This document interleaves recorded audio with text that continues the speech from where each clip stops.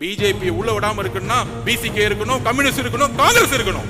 திமுக BJP வளர்க்கறதுக்கான எல்லா வேலைகளையும் செய்து கொண்டிருக்கிறது.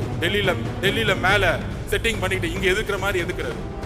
ஏன்னா அவங்களுக்கு முதலமைச்சர் ஆகணும், தான் பையனை உட்கார வைக்கணும், அவ்வளவுதான் அஜெண்டா, வேற ஒன்றும் கிடையாது. டீலிமிட்டேஷன் மீட்டிங் நடத்தினாங்களே, பாவம் முதலமைச்சர்கள்லாம் வந்துட்டாங்க.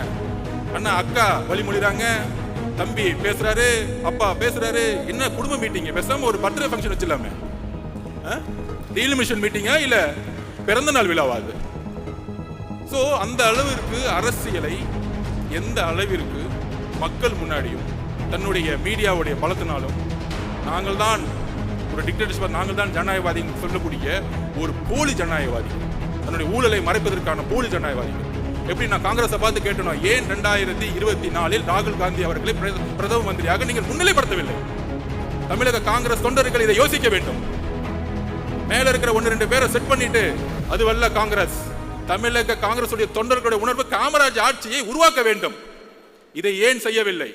மக்களுடைய அன்றாட பிரச்சனையை இழந்திருக்கக்கூடிய கட்சிகள் தன்னுடைய இருப்பிடத்தை இழக்கும் பொழுது இங்கு பிஜேபி வளரக்கூடிய சூழ்நிலையை திமுக உருவாக்கி கொண்டிருக்கிறது. அது ஒரே ஒரு உதாரணம் சொல்லிடுறேன்.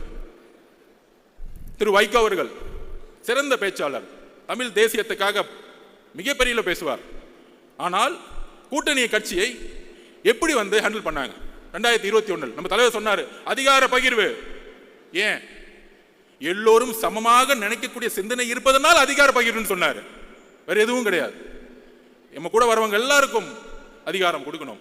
அதிகாரம் கொடுக்கும் பொழுது அந்த அதிகாரம் பரவலாக்கும் பொழுது மக்களுடைய முன்னேற்றம் இருக்கும். திரு வைகோ அவர்களை எப்படி காலி பண்ணாங்க தெரியுமா? 6 தொகுதி கொடுத்துட்டு டிஎம்கே சிம்பிள் இன்னைக்கு வச்சுட்டாங்க. இன்னைக்கு வைகோ அவர்களுக்கு சட்டசபையில் மெம்பர்ஸே கிடையாது. கடைசியில் அவருடைய மகன் ஒரு அமைச்சர் முன்னாடி கண் கலங்கி அழுகுறார், நான் சொந்த சிம்பிள் தான் நிற்பேன் அப்படின்னு. இதுதான் உங்களுடைய கூட்டணியுடைய அடக்குமுறை, இதுதான் சர்வாதிகாரம், இதுதான் நாசிசம், இதுதான் ஹிட்லர். நாடகத்தன்மையோட நான் ஒரு கொஸ்டின் கேட்கிறேன் கூட்டணி கட்சிகளுக்கு.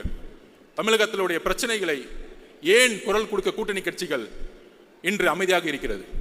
அமைதியாக இருக்கும் பொழுது மக்களுடைய உணர்வு எப்படி வெஸ்ட் பெங்கால்ல கம்யூனிஸ்ட் தோழர்கள் அமைதியாக இருக்கும் பொழுது எப்படி பிஜேபி 2ஆம் இடத்துக்கு வந்ததோ அதே போல திமுக பிஜேபி வளர்க்கறதுக்கான எல்லா வேலைகளையும் செய்து கொண்டிருக்கிறது. டெல்லியில மேல செட்டிங் பண்ணிட்டு இங்க எதிர்க்கிற மாதிரி எதிர்க்கிறது. ஏன்னா அவங்களுக்கு முதலமைச்சர் ஆகணும், தான் பையனை உட்கார வைக்கணும், அவ்வளவுதான் அஜெண்டா, வேற ஒன்றும் கிடையாது.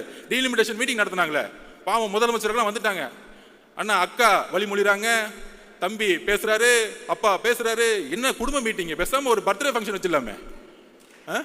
டீலிமிட்டேஷன் மீட்டிங்கா இல்ல பிறந்த நாள் விழாவாது? சோ அந்த அளவிற்கு அரசியலை எந்த அளவிற்கு மக்கள் முன்னாடியும் தன்னுடைய மீடியாவுடைய பலத்தினாலும் நாங்கள் தான் ஒரு டிக்டேட்டர்ஷிப், நாங்கள் தான் ஜனநாயகவாதி சொல்லக்கூடிய ஒரு போலி ஜனநாயகவாதிகள், தன்னுடைய ஊழலை மறைப்பதற்கான போலி ஜனநாயகவாதிகள்.